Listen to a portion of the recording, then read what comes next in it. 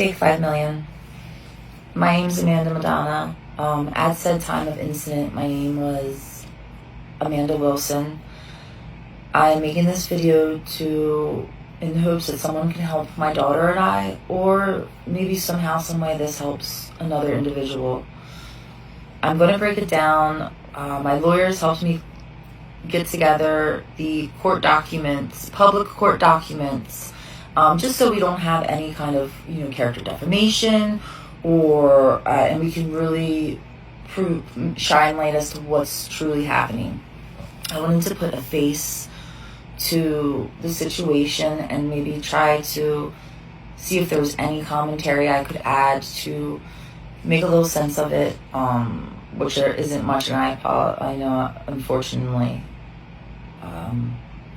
So sometime before April 2013, I thought it was in January. I'm not sure though, to be honest.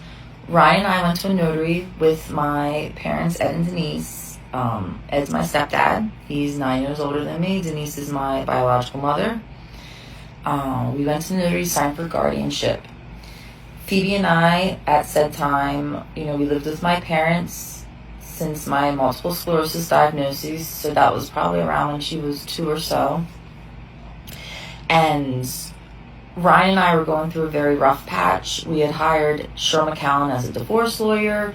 He wasn't showing up when he said, he was going to, so things were just getting rocky. So they had suggested, so she's not cannon fodder, that we have someone that is, unbiased. Also, they had stated that they couldn't take her to any kind of medical appointments or anything of that nature. They needed guardianship. So we said, absolutely. April 10th, Ed and Denise are granted guardianship. Now, we were not at the court, but we both knew about it. We didn't know the date. We didn't know what was going on, but we knew they were getting guardianship, and we had agreed to that. We were not present. Ryan was in, I'm pretty sure, Virginia at the time. I was living with my parents. May 6th, now that was April 10th, 2013. May 6th, 2014, Ed and Denise are granted custody. Ryan and I had zero idea of this. There's forged affidavits. There was no affidavit from Ryan at all because they said they didn't know where he was. Even though they state they didn't know where he was, they sent the paperwork to Ed and Denise's home, which at said time he didn't live at.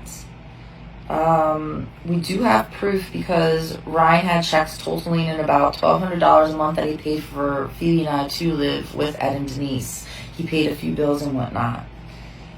Summer of 2014. So Ryan and I have no idea Denise and Ed had custody. We practically didn't for a while, but summer, they move Ryan in. They insist that Ryan and I try for Phoebe.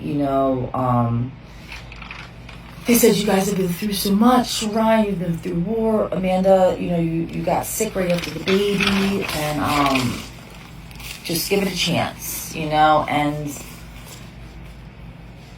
I don't know. I didn't see a problem with it. I just figured whatever. Ryan goes to Ranger School that summer, and then he transfers his job to Reading. Ed and Denise insist that we keep living with them instead of moving closer to Reading to save money, and that we don't disrupt Phoebe until we have a more solid foundation and everything. And we agreed to that. That sounded reasonable, even though unfortunately Ryan had to drive a lot longer to work. We were just worried about that was one thing we always could get along for, and do Phoebe. We could.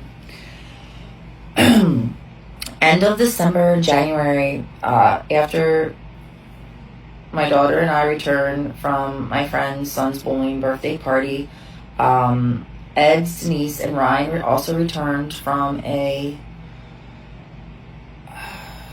movie that they had seen, and Ed attacks me.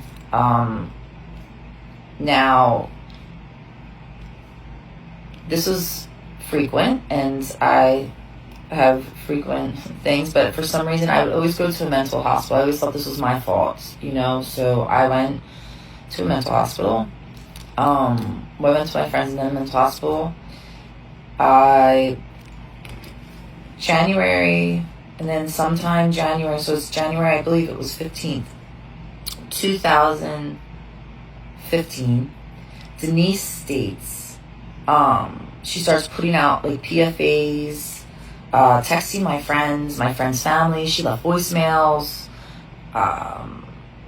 you know, saying that she had seen Ryan do things, but she couldn't report them. She had to take these, you know, take journals and things like that. We give everything to the police. They said that she was like mentally traumatized from the experience, that she was trying to say things again. It was bonkers, but they didn't give her any accountability for her statements. You know, they kind of just brushed it off. At that time, as you see by the paper, Denise tells the cops that at said time, my best friend's home that we were staying in, they said, well, there's something there at her home. So they raided my best friend's home. Denise tried to play that, saying it was just the cops, but as you see from the paperwork, it's Denise had sent them to that home, saying that there were things there.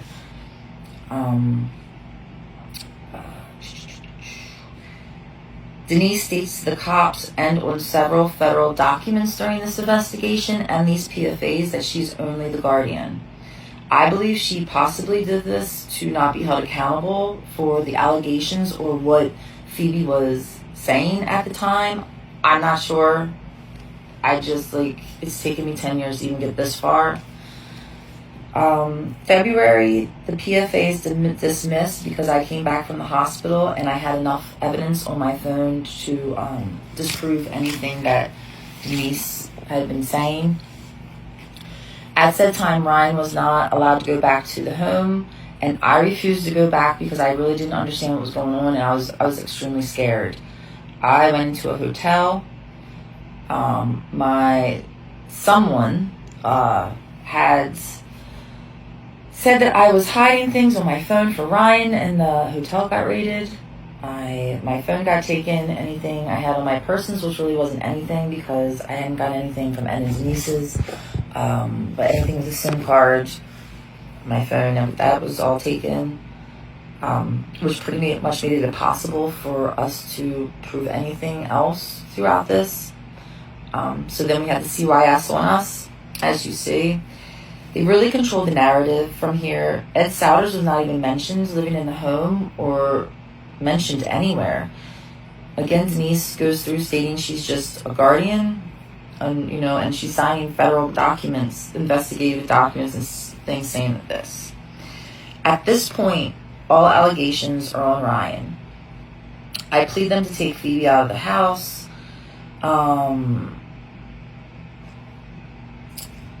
They're saying that I'm just like a horrible mother, and I just couldn't get to the point because they said, Ed was an outstanding citizen, a pillar of the community, and they just really wouldn't. They wouldn't even look into anything I was saying at the time. Let me see. So I really wanted them to take her out of 46 Lions Lane. Because all of a sudden she's saying things she never said to me. And she called Ed and Ryan dad. And, there was so many variables. But we're not going to get off the point here. So,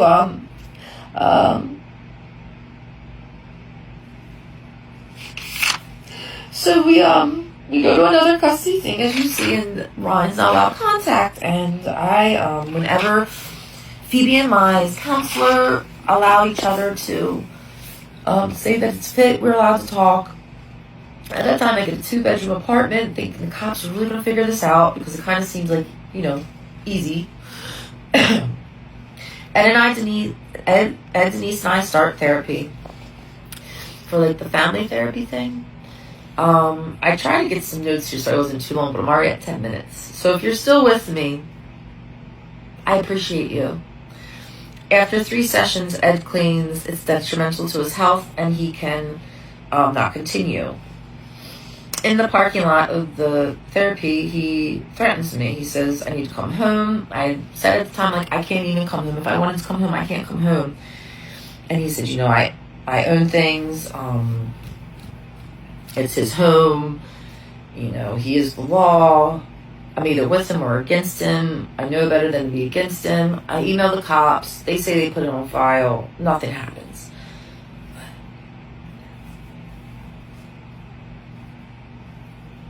And stalks me. He confronts me at the library, like at my new apartment that I didn't think anyone knew about. And, you know, he says, it's my last chance. I call the cops again. I call East Fallowfield. They say they put it on file.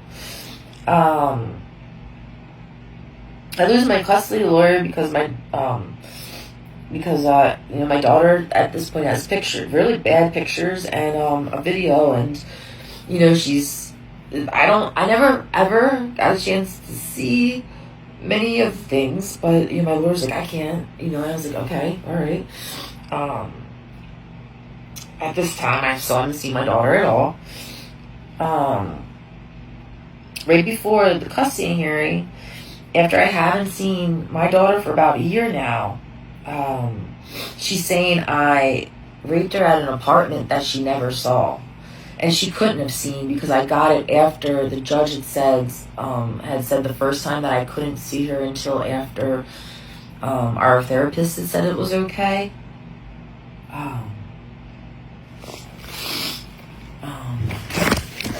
Sorry about that.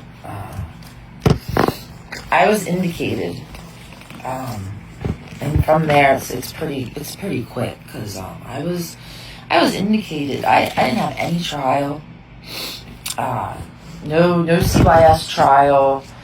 There's no police report from East Fallowfield. There's no police report from Ephrata. I contacted Judge Gilbert to know nothing exists on me because my parents had me thinking there's this big FBI thing, and because I said that, you know, because I didn't say that Ryan did it, I was clumped into this. I sent them like the paper that said she said I did it. They never saw that paper, they claimed. You know, they said there was nobody to help me. I couldn't see her until I was 23.